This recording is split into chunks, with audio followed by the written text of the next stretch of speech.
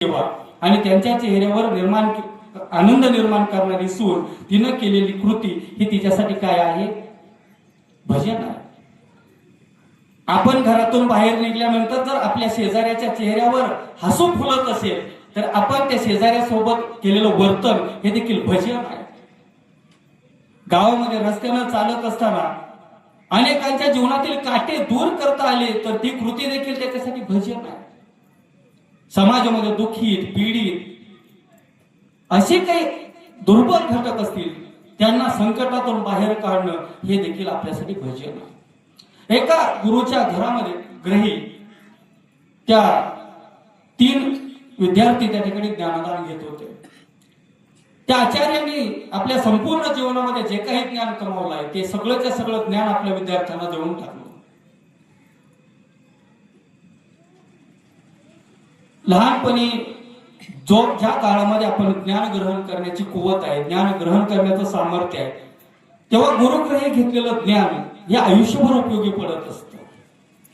आणि म्हणून त्या गुरुनं त्या 3 शिष्यांना इतकं तयार केलं, जीवनातल्या सगळ्या विभागातले सिद्धांत समजून सांगितले आणि सांगितलं, बाळांनो, उद्यापासून आता तुम्हाला हा आश्रम सोडून जायचा आहे. मग त्या तिघांनी सांगितलं, गुरुजी, आतापर्यंत आम्ही 20 वर्षांपासून तुमच्या आश्रमामध्ये ज्ञान ग्रहण केलं, तुमचं शिष्यत्व पत्करलं, तुम्ही आम्हाला एवढं मोठं ज्ञान दिलं, तर तुम्हाला काहीतरी गुरुदक्षिणा द्यायला लागेल आणि मग तुम्ही गुरुदक्षिणा मागून घ्या. त्या गुरुने सांगितलं, काही नाही, जात असताना उद्या सकाळी 10 वाजता तुम्ही सगळेजण माझ्या पर्णकुटीमध्ये या.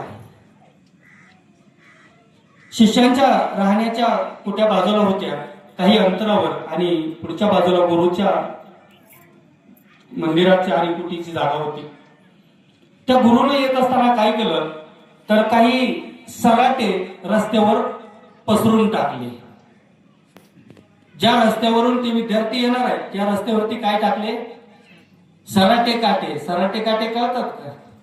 माळावरची जर म्हणून आम्ही आम्हाला कशाला सांगता आहे की नाही, असे सराटे काटे गावात पण लय असते. कसे टाकले तरी त्यांचा एक काटा, काटे तुम्ही नाही तर काटे म्हणून त्यांना आम्ही पुढे बसलो, तुम्ही फक्त काटे, सराटे काटे नाही.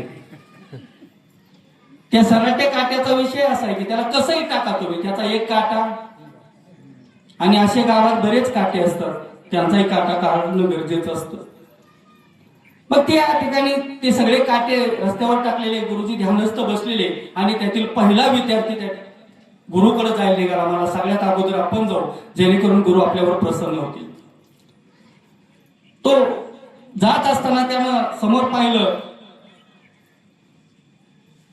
धावत पळत निघाला की आता कधी जातो, एकदा गुरुचं दर्शन घेतो आणि घरी जातो. असं झालंय, अनेक वर्षांपासून आई वडिलांना पाहिलं नाही, इतर घरच्यांची भेट नाही, आणि तो जायला निघाला. धावत पळत असताना तिथं रस्त्यामध्ये काच दिसली त्याच्या पायात काट्यामुळे.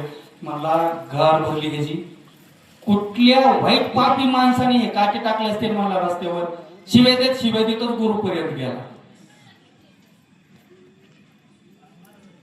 पाठीमागून दुसरा विद्यार्थी आला, त्यानं पाहिलं, अरे मला इथं काटे, निस्ते काटे नाही, सराटे काटे.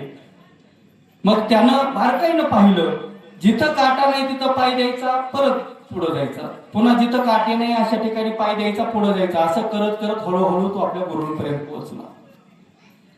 आणि तिसरा विद्यार्थी पाठीमागून आला,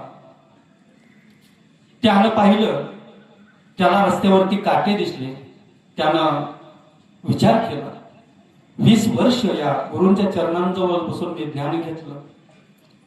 याच रस्त्यानं गुरूंच्या दर्शनाला, मंदिरामध्ये देवाच्या दर्शनाला अनेक भाविक भक्त येतील. काही अंध असतील, अपंग असतील, वयस्कर असतील, ज्यांना डोळ्यांना दिसत नसेल, त्यांना या काट्याचा त्रास होईल. आणि म्हणून त्यानं रस्त्यांवरचे सगळे काटे उचलले, रस्त्याच्या बाजूला टाकले आणि तो आपल्या गुरूंजवळ गेला. गुरूंनी विचारलं, बाळ तुला यायला उशीर झाला? हो झाला म्हणला गुरुजी. गुरूंचं दर्शन घेतलं आणि असा बाजूला बसला. जो सगळ्यात अगोदर गेला होता तो गुरूंच्या सगळ्यात जवळ बसला होता. ते म्हटले, तू लय लवकर आला. काय सांगू म्हणला गुरु, याच्यापेक्षाही मी लवकर आलो असतो, पण कोणीतरी चांडाळानं माझ्या या रस्त्यावर मला काटे टाकले होते. काय पापी माणूस आहे, मला त्याला काय अक्कल वगैरे काय आहे का नाही. ते गुरु असे बारीक बघायला लागले, म्हणजे त्यांनी तर माझ्या सगळ्या पोळ्यांचाच उद्धार चालवला, कारण काटेच त्यांनी टाकले होते. मग तू काय केलं? काय नाही, मला मोडले काटे पाय तसेच रगडून आलो, म्हणला मी पुढं. तुमच्याकडे यायचं होतं, घरी जायची काय झाली ना, बरोबर ठीक आहे म्हणजे. त्या दुसऱ्या शिष्याला विचारलं, तो म्हटला माझ्या रस्त्यात काटे होते, पण मी काटे चुकीत आलो, त्याच्यामुळे मला यायला थोडा उशीर झाला मला गुरुजी. तिसऱ्या शिष्याला विचारलं, बा तू खूप उशीर आला. त्यानं सांगितलं, गुरुजी मी येत असताना रस्त्यामध्ये चुकून कोणाकडून तरी रस्त्यावरती काटे पडले असतील किंवा वाऱ्याने उडून आले असतील, त्याचा येणाऱ्या जाणाऱ्या भक्तांना त्रास होऊ नये म्हणून मी फक्त त्या रस्त्यावरचे काटे बाजूला केले आणि तुमच्यापर्यंत पोहोचलो, म्हणून यायला उशीर झाला. त्या गुरूंनी त्या तिसऱ्या शिष्याला जवळ घेतलं आणि त्याला सांगितलं, हेच खरं जीवन जगण्याचं तत्वज्ञान आहे. स्वतःच्या दुःखात, जीवनातील दुःख, स्वतःच्या जीवनातील अडचणी, स्वतःच्या जीवनातील काही बिकट प्रसंग आपल्याला सोडवता येतील, पण दुसऱ्याच्या जीवनामध्ये असलेले काटे दूर करणं हे खरं भजन आहे. आणि हे भजन आम्हाला तुकोबा ज्ञानोबांनी सांगितलं, आणि हे सगळ्यांना करता येतं की नाही? आता हे भजन करायचं काय अवघड आहे का? तुम्हाला टाळ वाजवता येत नाही, पेटी वाजवता येत नाही, आपल्याला कीर्तनामध्ये 2 तास उभा राहता येत नाही, पण हे भजन तर करता येईल.